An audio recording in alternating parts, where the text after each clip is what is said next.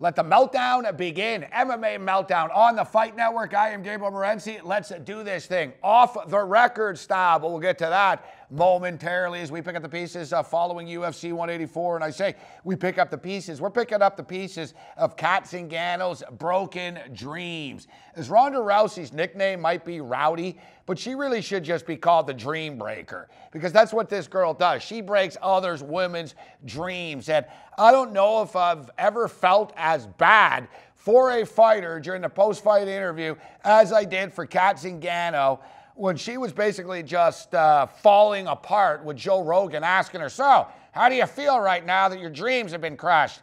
And, you know, I'm not Dr. Fraser Crane, but, you know, I watched it and the sound was down. And you look at Kat Zingano and everything she's been through, you know, the loss of her husband, and she's always had something to distract her, so to speak. There's always been that light at the end of the tunnel. Yes, I have a lot of problems. There's a lot of turmoil, but she channeled all of this into her training, into this fight with Ronda Rousey that only lasts 14 freaking seconds. That's why she wanted to do it over again. I want to do it over again. I want to do it over again.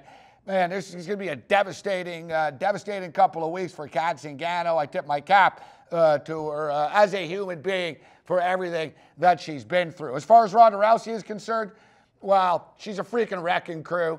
You know, I don't know, you know, her trainers wanted her to be better than the 16-second win, and somehow she actually was.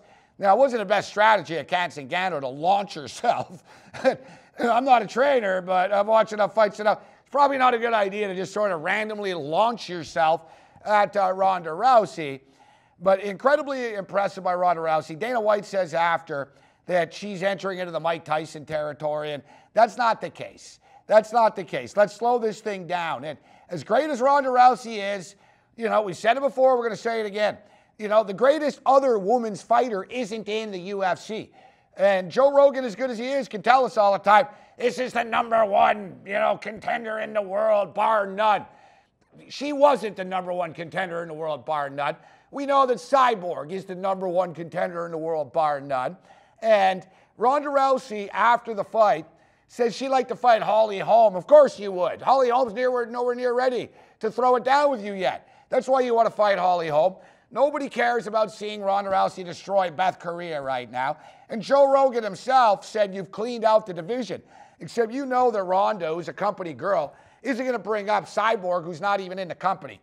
But after Cyborg demolished Charmaine Tweet, who's a tough-ass chick, demolished Charmaine Tweet, this fight has to be made.